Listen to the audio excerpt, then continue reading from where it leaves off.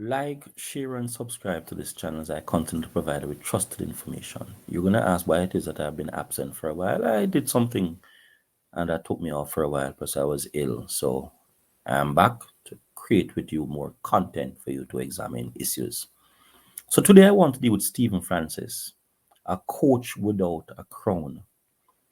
I have listened to Mr. Francis for some time, and I recall when he actually first started the first track program at the university level. I was at University of Technology during my time at University of Technology. What it was cast at the time. We started a Bolt of Lightning team, and a classmate of mine was on that team.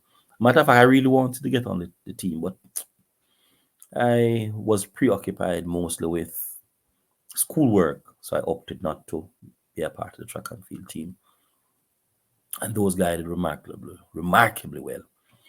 But looking back at all what Mr. Francis has accomplished, I am yet to understand, I'm shudder to understand why it is that he has not been given all the national accolades for his greatness to have produced Bridget Foster Hilton. He has produced um, Sharika Jackson, he has produced Shelley and Fraser Price, Asafa Powell, Sharika Jackson, Elaine Thompson. I'm having a difficulty understanding what can this gentleman do to garner the recognition and the recognition that he so deserved from his accomplishments. But then I look back at all the other persons in life who has been within a particular space and has done remarkably well, and how they have not been given the right accolade. And they take me back now to the Bible, where it say that a person is not given the right accolade in the place that he is actually born and grown and is actually resident, and that therefore one understands. So I want to actually give some commentary as to what is happening here, what Mr. Stephen Francis said, because I think what he has said tantamounts to a whole lot in terms of what he has gone through, how he has developed the program, and why some of the persons that has worked with him have been of such high standard and repute without a shadow of a doubt. They have done remarkably well. So I want to just share with you some stuff and I'll make commentaries intermittently. Here we go. Championship concerned, my philosophy is always that if you make the team, you have to be going for a medal.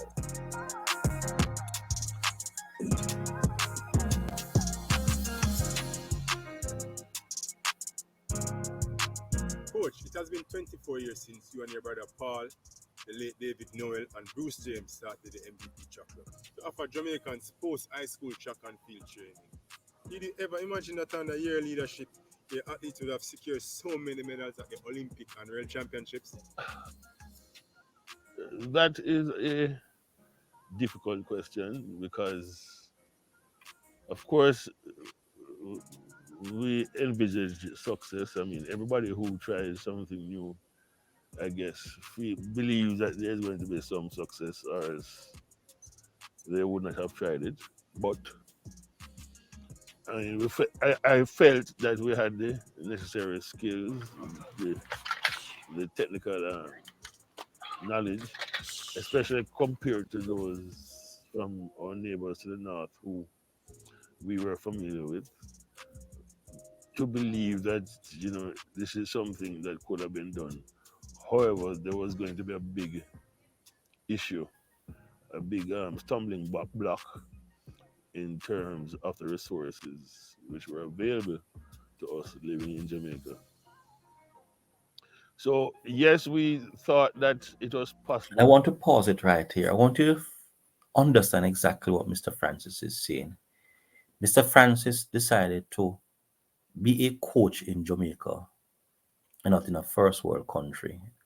And he's saying he was cognizant of all the challenges that he was going to be faced, particularly resource challenges.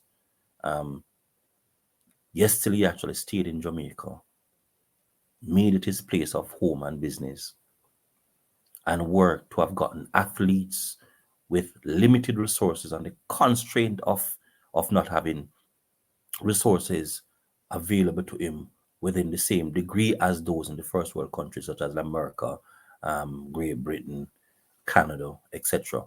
And he was able to produce some of the world renowned sprinters, including the first time for Jamaica having a world record holder in the form of Asafa Powell, um, followed with Shelley and Fraser Price, following with Sharika Jackson, following with Elaine Thompson.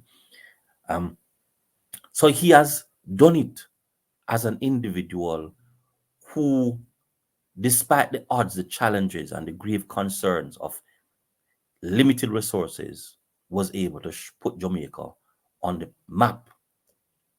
And here we are trying to understand this man's journey. Just want you to listen to the gentleman's journey and the painstaking process that he went through.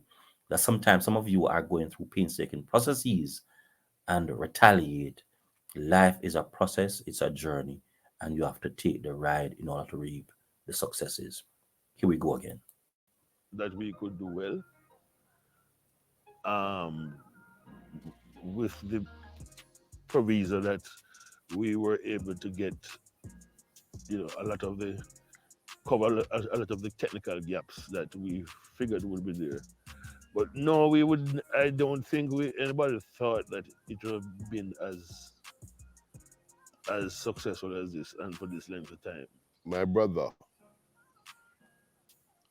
who I believe I know very well, is extremely committed and disciplined to anything that he puts his hand to, that he wants to do. What I also know is that he is extraordinarily intellectually facile, very bright, and not intended to be any disrespect to any other of my colleagues in the field of coaching. But I think a very large percentage of the reason for our success is that he's a very, very, very bright man, applying all that he can possibly suck up and learn. And because of what I could describe as a superior mental space. But no, I really did not think that we would have ended up contributing more than 66% of Jamaica's individual medals for a 15-year period. And I want to stop it here. Listen carefully. Over the last 15 years, Stephen Francis and his brother, Bruce James, by extension the MVP Track Club, has contributed in excess of he said 60%, over 60% of the medals. When you think about it. So 6 of every 10 medals that has been garnered in Jamaica in the last 15 years can be attributed to this club, the vision of an individual. And he started with little or no resources. In other words, he started with an handicap compared to the other places. And look what he has done in this short time. And I'm going to ask the question, so why is Stephen Francis not knighted? Why is Stephen Francis not given the highest accolade that is possible in Jamaica for the sterling contribution that he has made to the area of track and field? There's undoubtedly no other person in Jamaica, in my mind, in my sphere, in my thinking, looking at research, to say that has done more work and contribution to the space of sports and development as Mr. Stephen Francis. There we go again. Let's listen some more. Or that you would go varying places in the world and they would recognize MVP as the most successful club globally. We're not recognized that here in Jamaica, but other people around the world thinks we are doing pretty well. Have you ever felt the pain of not knowing what the future holds for your finances, for Again, your money, for your saying. wealth? And I want you to think carefully what is going on with this crowd. I'm Here's not Mr. sure Francis if again. somebody else had started this, if the reaction from the federation would have been like it was for me. I mean, I had never been an accepted coach by the federation because And my back. here we go. Here we go. A king is never recognized in the place of his birth or his country. And this is not yesterday. So when Mr. Francis is actually saying that despite all his contribution, he's given little or no recognition and accolade from the Jamaica Athletic Administrative Association, and of course, by extension, the government of Jamaica. That should not be surprising to many of you here. And a number of you might find it somewhat daunting to say, okay, then, haven't contributed that much to the space of sports and development.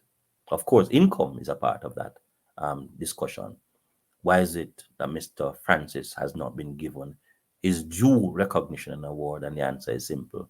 Mr. Francis is no different from any other person in history, historically and contemporary, that has made significant contribution in the space that they were hatched, born, developed, grown. And the Bible speaks to that. And if you're not somebody who believes in the Bible, go and look at history, and then you'll recognize that even the very contribution of Marcus Garvey, the very contribution of Bob Marley, the very contribution of Peter Tosh, the very contribution of Nelson Mandela was not given to them internally, but more so from the outside. So this is nothing special, but I'm just trying to let you understand that when you are going through these challenges in life, what you ought to do is to put your head down, put your heart and soul into what you're doing, and give it your best shot. Here we continue with Mr. Stephen Francis. Background was a lot different from most coaches who were practicing at the time. You know, I never went to JC Foster, never did physical education, was never formally trained um, in the sport, but rather came to the sport from a more academic background outside of physical education and sports science. I must actually pause it right here. I'm going to finish as well because I want person to go on re- review this material in my description, which I'll actually put in the description, let you understand that if you are gifted academically, you can transform that gift to anything else that there is in this life that you have a passion in. Some person want to think that an individual is astute academically, must be an academician or a statistician or a medical doctor, or you must be in law or you must be in scholarship. Absolutely not the case. And Mr. Stephen Francis has proven that. And a part of the reason why he has been actually not given his due recognition is because of what he mentioned earlier. His background was never into sports. And because background was never into sports, he's not recognized by institutions and other persons. But let's move aside from his background to what he has actually done. And therefore, it says to me that if an individual has the passion, drive, determination, and belief in himself or herself, we can accomplish exploit in this world, which I'm going to ask you to look into yourself and see what your challenges are and how you plan to materialize some of those challenges and make them work for you. As I said before, I'm going to put this clip into my description that you can actually go and actually review it hereafter, because I want us to get into the discussion about the travail of individual and how you can overcome.